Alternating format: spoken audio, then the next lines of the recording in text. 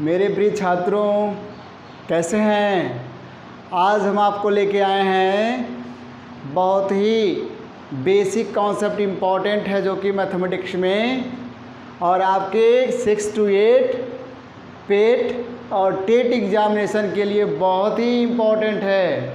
और जो बच्चे अभी शुरुआत कर रहे हैं मैथमेटिक्स में, किन्हीं कारणों से वो मैथमेटिक्स छोड़ चुके थे और टेट और पेट के एग्ज़ाम्स देने हैं, तो उनके लिए ये है बेटा, आज ये समझ लो, ऐसा दोबारा मौका नहीं मिलेगा आपको। देखिए, हम आपको नंबर सिस्टम का जीरो से स्टार्ट करके बताते हैं कि नंबर सिस्टम क्या है, संख्या पद्धति नंबर सिस्टम क्या है। हम लोग यहाँ से शुरू करते हैं। ये सबसे पहले हम जब क्लास 1 में जाते हैं तो शुरुआत करते हैं हमारे टीचर क्या, गिनती करना। तो प्राकृतिक संख्या ही शुरू करते हैं। जहाँ से आप गिनती करना शुरू करते हैं वहीं क्या होती है, प्राकृतिक संख्या होती है, दैट इज नेचुरल नंबर होती है बेटा। तो नेचुरल नंबर से प्राकृतिक संख्याएं क्या हैं? सिंपली आप जानिए, गिनती करने वाली संख्या, जिससे हम गिनते हैं। मान लीजिए फिंगर है ना, कहाँ से गिनते हैं? 1 2 3 4 5। तो जहाँ से गिनना प्रारंभ होता है उन्हीं को हम क्या कहते हैं? प्राकृतिक संख्या कहते हैं। कितना इजी है। जब बच्चा नर्सरी एलकेजी में गया था, जहाँ से उसके टीचर ने शुरू किया था पढ़ाना, गिनना जहाँ से सिखाया था, वही हो गया था प्राकृतिक संख्या। अर्थात 1 2 3 4 5 ये संख्याएं अनंत तक क्या कहलाएंगी? प्राकृतिक संख्या कहलाएंगी। उसके बाद जैसे ही आप क्लास 1 में रहते हैं, नर्सरी में ही रहते हैं, आपको चूँकि देखिए यहाँ पर 10 की ज़रूरत पड़ रही है, तो 10 में एक सिंबल आया है, एक नोटेशन, एक संकेत है, ये इसको बोलते हैं शून्य। तो अब हमको पूर्ण संख्या की ज़रूरत पड़ी। हमको प्राकृतिक संख्या को ही आगे पढ़ने के लिए, प्राकृतिक संख्याओं में हम जोड़ घटाव करने के लिए किसकी ज़रूरत पड़ गई? पूर्ण संख्याओं की। तो पूर्ण संख्याएं क्या हैं? उनको इंग्लिश में हम क्या बोलते हैं? Whole number. तो होल नंबर्स क्या हैं? शून्य और सभी प्राकृतिक संख्याओं को मिला करके, किसको? शून्य और सभी प्राकृतिक यानी प्राकृतिक संख्याएं मिल करके क्या हो जाती हैं? पूर्ण संख्याएं कहलाती हैं। यहाँ मैंने क्या दिया है आपको डेफिनेशन? शून्य और सभी प्राकृतिक संख्याएं पूर्ण संख्याएं कहलाती हैं। यानी शून्य और प्राकृतिक संख्याओं का मिल करके जो समूह होता है वो क्या कहलाता है? पूर्ण संख्याएं कहलाती हैं। अब देखिए, पूर्ण संख्याएं के बाद नेक्स्ट जैसे ही हम क्लासेज में जाते हैं, पूर्णांक आ जाते हैं। क्या आते हैं? पूर्णांक। बेटा पूर्णांक क्लास 6 में पढ़ाया जाता है आपको। तो पूर्णांक को इंग्लिश में हम इंटीजर्स कहते हैं। इसमें क्या हो जाता है, सारी जो पूर्ण संख्याएं हैं उसके साथ साथ कुछ ऋणात्मक संख्याएं आ जाती हैं। सभी पूर्ण संख्याएं कौन? 0 1 2 3 4 5 6 और सभी, और ऋणात्मक संख्याएं उसमें क्या लेंगे? ऋण 1 ऋण 2 ऋण 3 ऋण 4। ऋणात्मक संख्याएं ये जो हैं, इनका जो समूह है मिलकर के क्या कहलाता है? पूर्णांक कहलाता है। तो पूर्णांक को देखिए कि हम एक लाइन पर अगर हम दर्शाते हैं, किस पर दर्शाते हैं? लाइन पर। जब किसी एक रेखा पर हम पूर्णांकों को बराबर बराबर दूरी पर क्या कर देते हैं? दर्शा देते हैं, उनको नोट कर देते हैं। तो इस लाइन को, ये जो हमारी रेखा है, अब सिंपल रेखा नहीं है यार प्यारे बच्चों, अब इसका नाम बदलकर हो गया संख्या रेखा। कौन सी रेखा? संख्या वाली रेखा। तो संख्या रेखा ही कोई पूछता है तो क्या बताते हैं कि ऐसी रेखा जिस पर हम संख्याओं को प्रदर्शित कर देते हैं वो कहलाती है संख्या रेखा। अब देखिए, पूर्णांक में 3 प्रकार के पूर्णांक हैं, संख्या रेखा से स्पष्ट किया गया है। संख्या रेखा में देखिए, जो मिडिल मोस्ट में संख्या रेखा में रखा गया है ये शून्य है। इसके दाहिनी तरफ, किधर देखिए आप खड़े हैं बोर्ड की तरफ या कॉपी की तरफ, तो जिधर आपका दाहिना हाथ है, राइट हैंड, तो शून्य से दाहिनी तरफ जो संख्याएं हैं इसको हम धनात्मक पूर्णांक कहते हैं। और शून्य के बाईं तरफ जो आपके लेफ्ट हैंड की तरफ है, इनको हम क्या कहते हैं? ऋणात्मक पूर्णांक कहते हैं। तो यहाँ पर पूर्णांक कितने प्रकार के होते हैं? 3 प्रकार के, धनात्मक पूर्णांक, ऋणात्मक पूर्णांक और शून्य।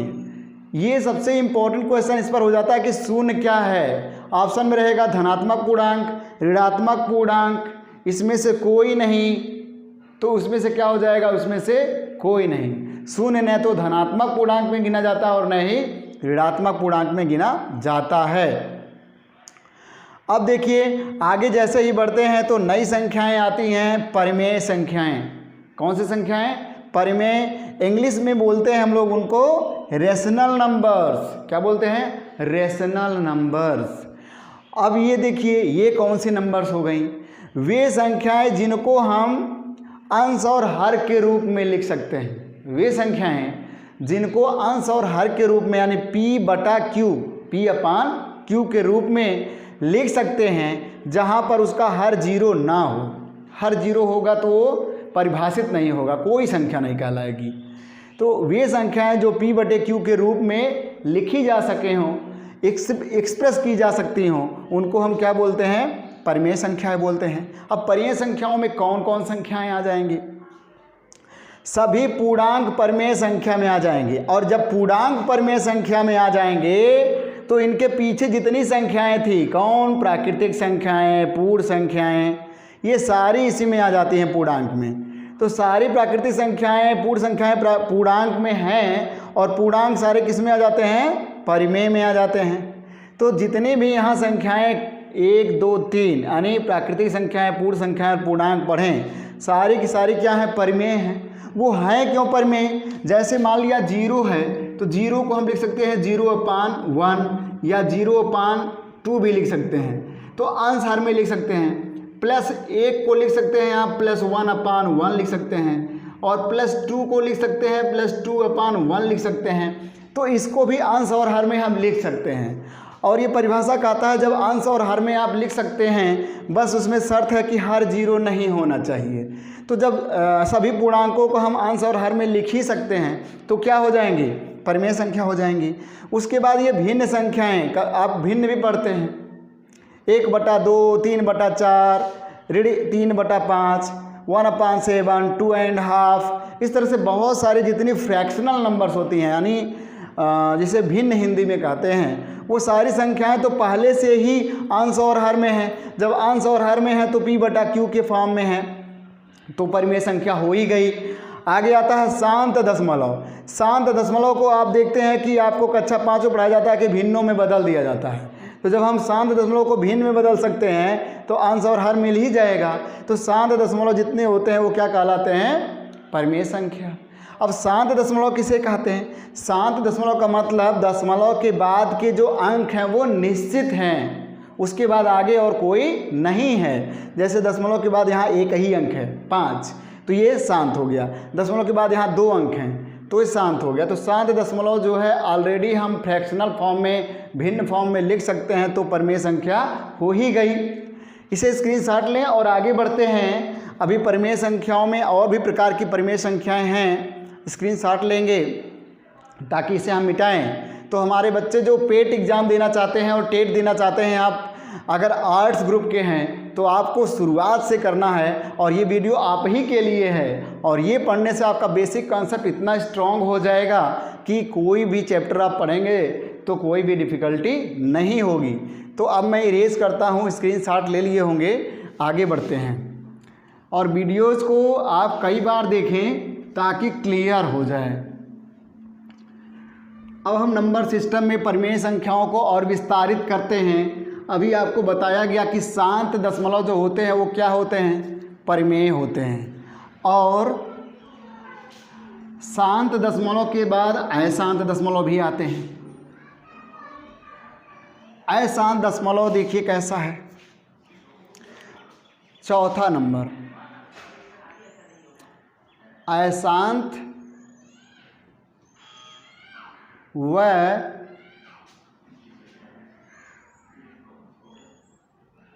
पुनरावृत्ति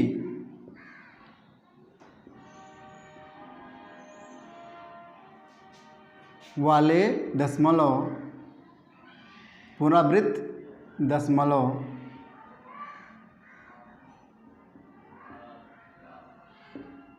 संख्याएं परिमेय होती हैं।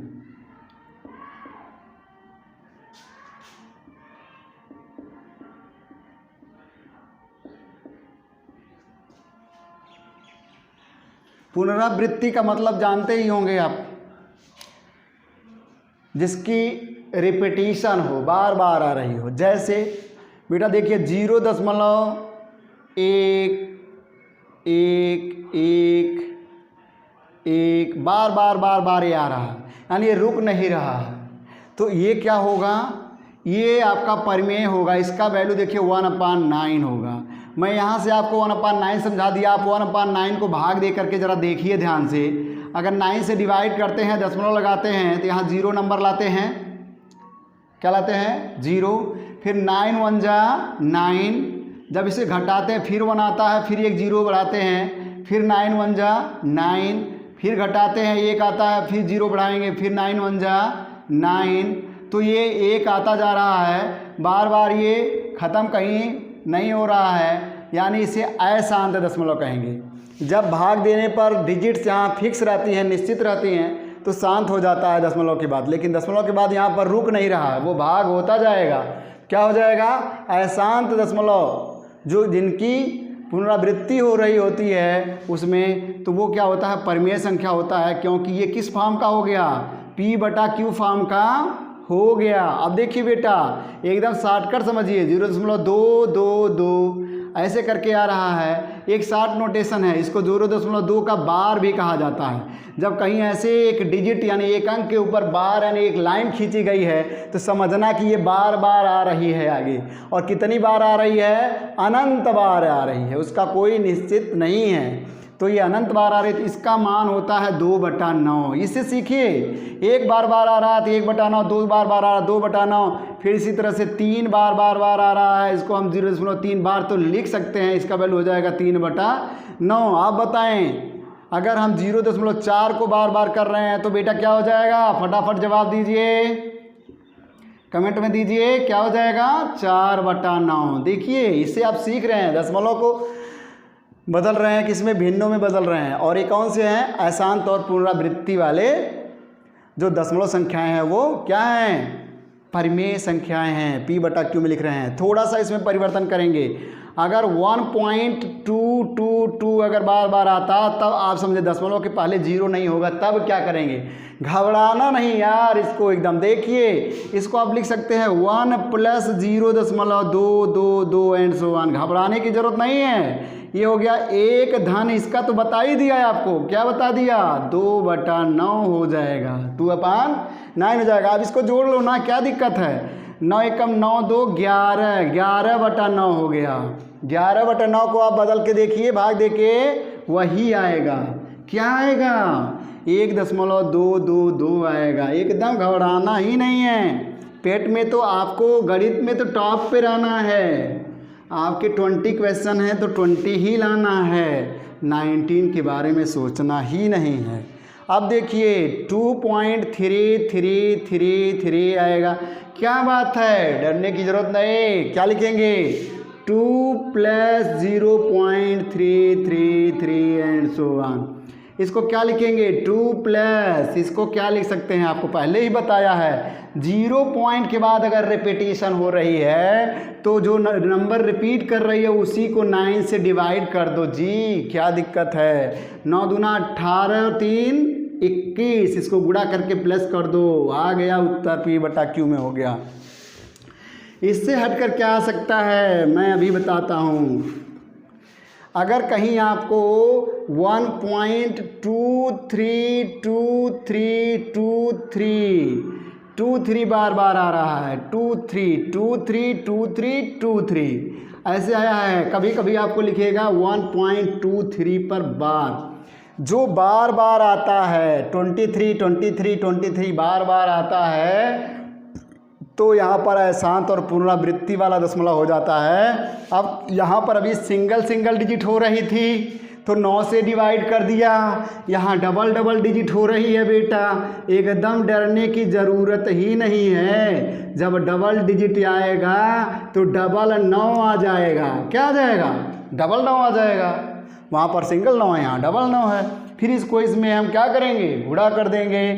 गुणा करके हम जोड़ेंगे 99 + 23। लाइए 99 + 23, 9 3 12 के 2 हासिल 1, 9 1 10 2 12, 122। 122/99। कितना आसान हो गया। तो आप आसान तौर पुनरावृत्ति वाले दशमलव को देख लिए। इस पर क्वेश्चन आपके टेट और पेट में तो लगता है निश्चित है इस बार, क्योंकि जैसे जैसे टेट और पेट के एग्ज़ाम होंगे, पहले एग्ज़ाम को मत सोचिएगा बेटा, जैसे जैसे ये एग्ज़ाम्स होते हैं उसके लेवल्स को वैसे वैसे अपग्रेड कर दिया जाता है, उतना एकदम आसान नहीं होगा। तो ये देखिए थोड़ा सा ये लेवल मैंने 6 to 8 9 क्लास तक लेके जा रहे हैं आपको। ये 10th क्लास में भी ये पूछ लिया जाता है क्वेश्चंस। आइए एक क्वेश्चन, आइए हम लोग अब परिमेय संख्या पर आधारित और क्वेश्चंस को करके देखते हैं। आपको बताया गया कि जो पुनरावृत्ति वाले अशांत दशमलव हैं वो क्या होते हैं, परिमेय संख्याएं होती हैं, उनको हम P/Q के रूप में लिख सकते हैं। तो देखिए यहाँ पर एक प्रश्न है कि 0.3 बार और 0.4 बार को हमको क्या करना है, जोड़ना है, ऐड करना है और उसका क्या निकालना है, मान निकालना है। तो ये मान कितना आता है हम लोग करके देखते हैं। आपको बताया गया है कि 0.3 बार है, एक ही नंबर अगर बार बार आ रही है तो इसको लिख सकते हैं 3/9 प्लस 0.4 बार है, इसको क्या लिख सकते हैं 4/9। अब इसको हम धीरे से ऐड कर लेंगे, 4 और 3 ऐड करेंगे, 4 और 3 ऐड करेंगे तो क्या हो जाएगा 7/9 हो जाएगा। यही इसका उत्तर हो जाएगा अगर हमको P/Q के रूप में करना है। और यदि आपको फिर से बार में कन्वर्ट करना है तो सीधे समझिएगा कि 9 का इसमें भाग दे दीजिए तो कितनी बार जाएगा, कितनी बार जाएगा 7 बार जाएगा। तो देखिए 0.7 फिर और डिवाइड करेंगे तो 7 कई बार आएगा, तो इसलिए 7 बार हो गया। अब देखिए यहाँ पर ध्यान से, इन दोनों को जोड़ने पर यदि 9 से कम है तब इसको सीधे सीधे आप जोड़ सकते हैं। 0.3 और 0.4 को अगर ऐड करेंगे 4 3 7 7 का बार लगा सकते हैं। लेकिन इन दोनों को जोड़ने पर अगर 9 या 9 से ज़्यादा हो रहा होगा तब सीधे सीधे अगर जोड़ते हैं तो वो गलत हो जाएगा। तो बच्चों इसको आप P/Q में करके जोड़ेंगे तो आपका आंसर कभी भी गलत नहीं होगा। आइए दूसरे प्रश्न को करते हैं। यहाँ पर देखिए 0 के जगह पर क्या आ गया 1.2 बार और यहाँ पर 0 की जगह पर आ गया 3.3 बार। इसका मान क्या होगा, इसको पता करने के लिए देखिए अगर हम इसको P/Q में बदलना चाहते हैं, इसका P/Q फॉर्म आपको बताया गया था। क्या कर देंगे, इसको आप 1 प्लस 0.2 बार पहले करें प्लस इसको 3.3 प्लस 0.3 बार कर दें। अब इसमें क्या करेंगे 1 और 3 को ऐड कर देंगे 4 हो जाएगा, प्लस इसका मान क्या हो जाएगा 2/9 यानी 2/9 प्लस इसका मान क्या हो जाएगा 3/9 हो जाएगा। अब इसका मान क्या हो जाएगा 4 प्लस इसको ऐड कर सकते हैं, हर हमेशा देखिए 9 है, 2 और 3 क्या हो जाएगा 5/9। अब इसको इसमें गुणा कर सकते हैं तो 4 9 36, 36 5 41, 36 5 41/9 हो जाएगा। और इसको डायरेक्टली अगर आप इसको इस फॉर्म में करना चाहते हैं इसका मान क्या हो जाएगा 1 और 3 क्या हो जाएगा 4.2 और 3 क्या हो जाएगा 5 बार हो जाएगा। वैसे भी आप भाग देंगे तो 9 चौक 36, 4 बार पढ़ा जाएगा, बचेगा कितना 5, फिर 50 होगा, 50 में फिर भाग देंगे तो 9 बचे 45, 9 बचे 45, 9 बचे 45 तो 5 बार बार आएगा। तो बच्चों आपको हम एक शॉर्ट ट्रिक बता दिए। शॉर्ट ट्रिक क्या बता दिए कि यदि दशमलव के बाद की जो संख्या है एक ही नंबर है, एक ही डिजिट है, इन दोनों को जोड़ने से 9 से कम हो रहा है तो सीधे सीधे इसको आप जोड़ करके आंसर अपना पा सकते हैं बच्चों। लेकिन इन दोनों को जोड़ने से 9 या 9 से ज़्यादा होगा यानी हासिल लेने की बात जब आने लगेगी तो वो प्रश्न आपका गलत होने लगेगा। इसलिए आप उसको P/Q में यानी भिन्नों में बदल करके हल करेंगे ताकि आपका गलत ना हो। एक और प्रश्न आपको बताएंगे, तीसरा पार्ट। कभी कभी हो सकता है कि 0.23 दोनों पर बार हो प्लस 1 सपोज कर लीजिए 34 दोनों पर बार हो। तब यहाँ पर P/Q फॉर्म में बदलने के लिए इसको आप भिन्नों में बदलने के लिए आपको बताया गया तरीका। बेटा क्या कर देंगे, अगर 2 नंबर बार बार आ रही है तो हम इसको 99 से भाग दे देंगे, 99 अपान कर देंगे। 23/99 कर देंगे, प्लस 1 प्लस यहाँ हो जाएगा 34/99 हो जाएगा। अब इन दोनों को हम क्या कर सकते हैं, एडिशन, ये 1 को साइड में कर देंगे, प्लस ये 99 और 99 समान हर है, समान डिनोमिनेटर है, तो यहाँ पर अंश अर्थात न्यूमरेटर को ऐड कर देंगे। 4 3 7 हो जाएगा और 3 2 5 हो जाएगा, 57/99 हो जाएगा। और इसको और सिंप्लीफाई करेंगे तो 3 से ये कट जाएगा, 3 से काटेंगे तो हो जाएगा 1 प्लस इसको काटेंगे तो 19, क्या हो जाएगा 19/33, क्या हो जाएगा 19/33। पुनः इसको आप एडिशन कर सकते हैं, 33 मल्टीप्लाई करेंगे 1 में आएगा 33 और 19 ऐड कर देंगे, तो 33 और 19 बच्चों ऐड करो, 33 और 19, 9 3 12 के 2 हासिल 1, 3 1 4 1 5, 52 आएगा बच्चों, तो हो जाएगा 52/33। तो आंसर क्या हुआ हमारा 52/33। आइए, ये रहे अशांत पुनरावृत्ति वाले दशमलव। अब देखिए बच्चों, कक्षा 6 7 8 में ऐसे भी प्रश्न आते हैं कि निम्न भिन्नों में कौन सी छोटी है कौन सी बड़ी।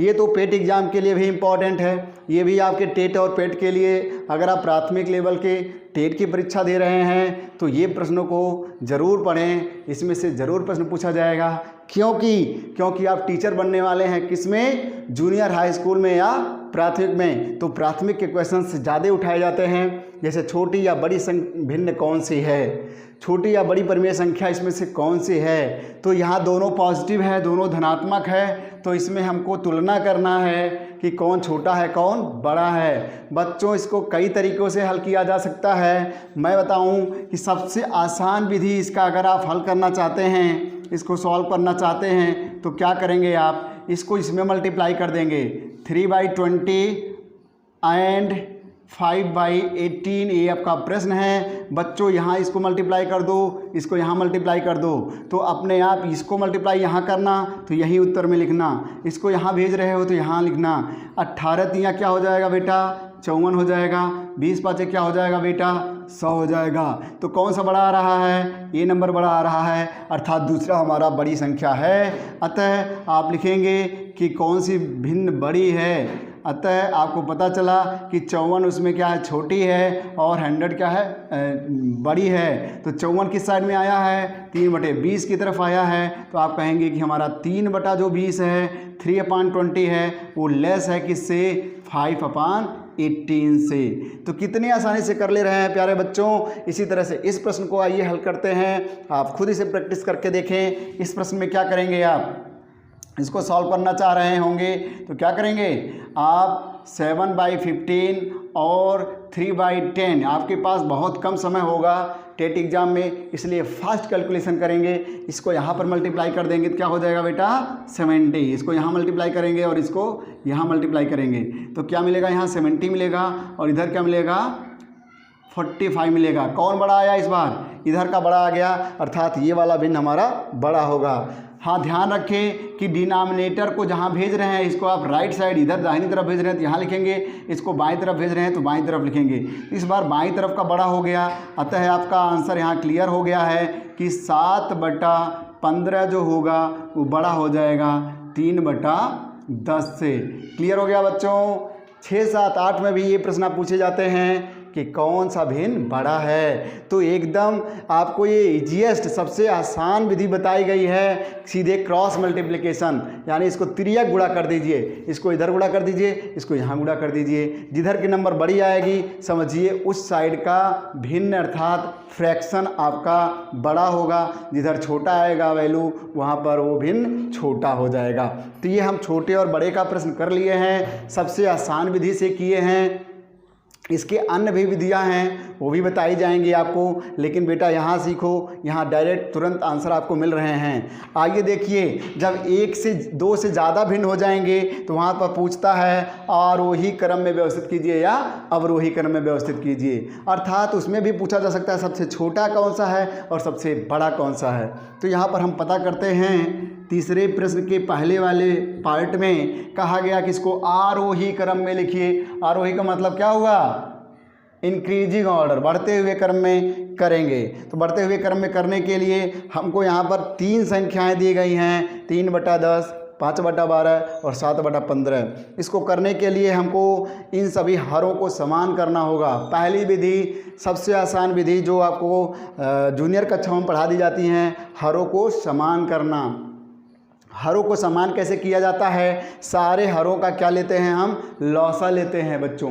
क्या लेते हैं बच्चों? लौसा लेते हैं। और लौसा निकालने की बिना कॉपी और पेन वाली विधि आपको बता दी गई है हमारे दूसरे वीडियो में। आप इस चैनल को सब्सक्राइब करेंगे, सर्च करेंगे तो आपको लौसा निकालने की विधि आपको बताई गई है, जहाँ बिना कॉपी और पेन के भी निकाल सकते हैं। 2 विधि है, एक है भाग विधि बड़ी संख्याओं के लिए, एक है साधारण विधि है जिसको हम पहाड़ी की सहायता से बिना कॉपी पेन के निकालते हैं। तो चूंकि ये संख्याएं छोटी हैं, इनके हम पहाड़े जानते हैं, तो बिना कॉपी और पेन के हम लौसा निकालेंगे। तो यहाँ पर लिखेंगे हरों का लौसा, हरों का लौसा निकालेंगे प्यारे बच्चों। लौसा डिनोमिनेटर्स का क्या हो जाएगा? आपको पता होना चाहिए 10, 12 और 15 से कौन सी संख्या कट जाएगी। तो आप इसमें 15 यानी बड़ी संख्या का टेबल पढ़िए। 15 एकम 15, 15 दूना 30, 15 तियाँ 45, 15 चौको 60, 15 चौको 60, 10 से भी कटेगा, क्लियर ही है आपको। 10 से भी संख्या कटेगी जिसमें 0 आएगा, तो 15 चौके 60, 10 से कट जाएगा और 12 5 60 होता है। तो लौसा मिल गया, क्या मिल गया? 60 मिल गया। लौसा क्या मिल गया? 60 मिल गया। प्यारे बच्चों, ये जो 60 है ना, इसी से सभी में मल्टीप्लाई कर दो। क्या कर दो? 60 से सभी में मल्टीप्लाई कर दो, अपने आप ही आंसर आपके सामने होगा। तो 3/10 में 60 से मल्टीप्लाई कर दो और फिर 5/12 में बेटा 60 से मल्टीप्लाई कर दो, 7/15 में बेटा 60 से मल्टीप्लाई कर दो। और इसको जल्दी से काटो। 10 का कितनी बार यहाँ पे जा रहा है पहाड़ा? 6 बार पहाड़ा जाएगा। कितनी बार जाएगा? 6 बार। 3 6 18 हो जाएगा। अगली नंबर क्या मिलेगी? 5 से काटो इसको तो कितनी बार पहाड़ा जाएगा? 12 का 12 5 60, 5 का इसमें गुणा करो 25 हो जाएगी। इसके बाद देखो 5 का पहाड़ा 15 का पहाड़ा कितनी बार जा रहा है बच्चों? 15 चौको 60, 4 7 28 हो जाएगी। देखिए इससे क्या पता चलता है कि इससे बड़ा ये संख्या है, इससे बड़ा ये संख्या है। 18 किसको प्रेजेंट कर रहा है? 3/10 को। 25 बीच वाला किसको प्रेजेंट कर रहा है? 5/12 को। और ये हमारा 28 किसको प्रेजेंट कर रहा है? 7/15 को। अर्थात जैसे भी है वो बढ़ते ही क्रम में है, क्योंकि 18 से बड़ा 25 और 25 से बड़ा 28, इसलिए इसका उत्तर आपके सामने है। आप इसे लिखेंगे अतः हमको क्या मिला कि 3/10 से बड़ा है हमारा 5/12 और इससे बड़ा है कितना? 7/15 हो गया। क्लियर हुआ बच्चों? ये रहा एक तरीका छोटा से बड़ा और बड़ा से छोटा करने का। हमारे टेट एग्ज़ाम के जो दोस्त हैं, पेट एग्ज़ाम देना चाहते हैं और आप SSC या ग्रुप डी का पेपर दे रहे होंगे, तो छोटे से बड़ा, बड़ा से छोटा करना ज़रूर सीख लेंगे। कभी कभी यहाँ पे हमको तुलना करना, कंपेयर करना आता ही है एग्ज़ाम में। तो अब हम इसकी एक और दूसरी विधि बताएंगे दोस्तों, जिससे आप ज़रूर क्वेश्चन को कर लेंगे। आइए, एक विधि है बहुत ही आसान है और अब मैं दूसरी विधि उसकी बताने वाले हैं, छोटा से बड़ा और बड़ा से छोटा करने के लिए। अब इसे स्क्रीनशॉट ले लें ताकि दोबारा आप इस वीडियो को रिवाइज़ करें और नोट्स भी बना सकें। स्क्रीनशॉट लीजिए। आप उम्मीद करते हैं स्क्रीनशॉट ले लिए हैं। अब हम इसकी दूसरी विधि पर आते हैं कि छोटा से बड़ा, बड़ा छोटा से करने के लिए क्या दूसरी विधि हमारे पास कौन सी है। जो बच्चे गणित के हैं, गणित विषय से ही आप ग्रेजुएशन किए हैं, PG किए हैं, तो आपके पास तो बहुत सारे मेथड्स हो जाते हैं। लेकिन जो प्यारे साथी हमारे गणित किसी न किसी कारण से छोड़ देते हैं, भविष्य में फिर गणित का पेपर उन्हें देना पड़ रहा है ग्रुप डी में, पेट एग्ज़ाम, टेट एग्ज़ाम में, तो आप एकदम निराश नहीं होंगे। हमारे चैनल पर बने रहेंगे, आपकी हर समस्या यहाँ पर समाधान कर दी जाएगी। आइए हम दूसरे क्वेश्चन को लेते हैं, दूसरी विधि से बताते हैं, या पहले को ही हम दूसरी विधि से करके देख लेते हैं। हम दूसरा तरीका बताते हैं।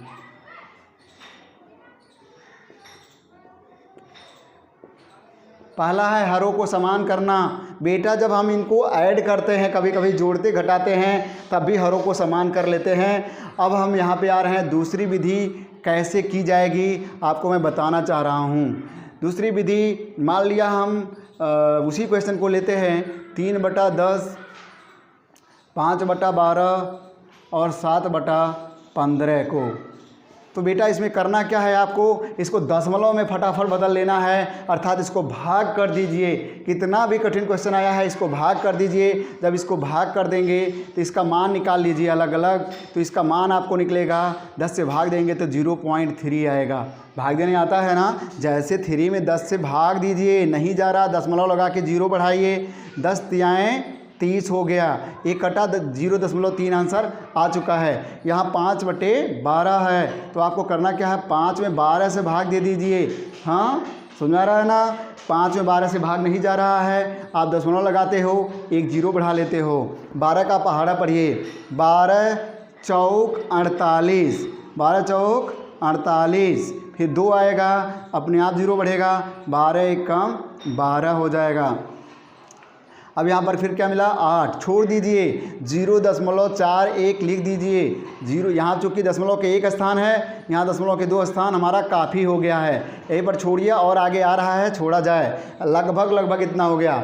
इसको भी भाग दे दिया जाए फटाफट। ये मैंने इसका मान मैंने निकाल दिया है, इसका मान यहाँ निकालना चाह रहे हैं, फटाफट भाग दे दो।